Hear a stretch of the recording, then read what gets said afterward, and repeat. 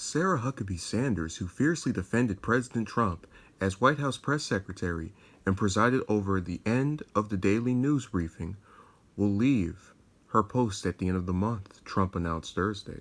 Sanders' departure caps off a tumultuous two-year run as Trump's top spokeswoman, marked by tensions with the press corps and questions about the White House's credibility. During that time, however, Sanders became one of Trump's closest aides, as well as one of the few remaining people from his 2016 campaign. I love how in this tweet he says, after 3.5 years. I really hope he's not. Actually, no, I know he's talking about the White House because Trump. It's just like, oh my God, math is not his thing, but whatever. I'm not here to, you know, complain about incorrect statements. Anyways, in his announcement, which was made over Twitter, Trump praised Sanders as a very special person with extraordinary talents who could one day run for governor of her home state of Arkansas, where he said she'll return after departing the White House. Trump called Sanders on stage at a White House event minutes after tweeting out the news to laud her as a warrior who did an outstanding job. If we could get her to run for governor of Arkansas, I think she'll do very well. I'm trying to get her to do that, Trump said at the event, which promoted the hiring of former inmates. By the way, and this is not a compliment to her, this is more about the stupidity of the people that live in these different states that make up the electorate.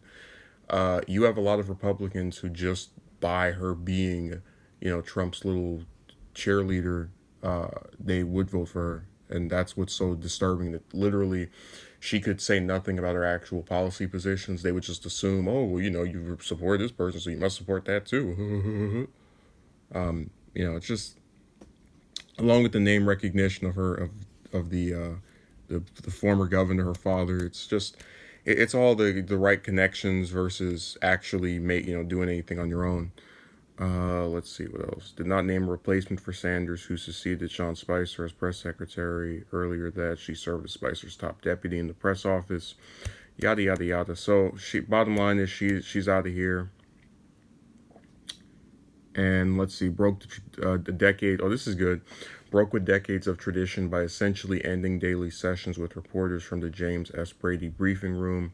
Has been 94 days since she last took questions from the lectern inside the room.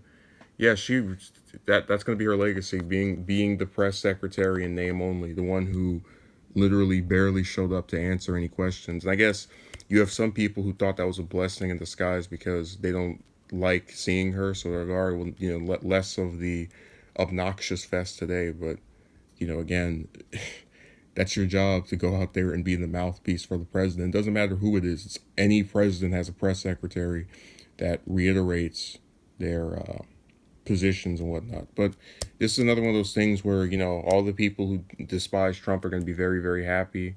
And I'm not really going to care that much because we still have all the idiots that actually have power via, being different secretaries that are sticking around. So when we get one of those to resign, preferably the education secretary, or if we're going to go outside of the cabinet, the national security advisor, I'll be much, much, much more excited and relieved.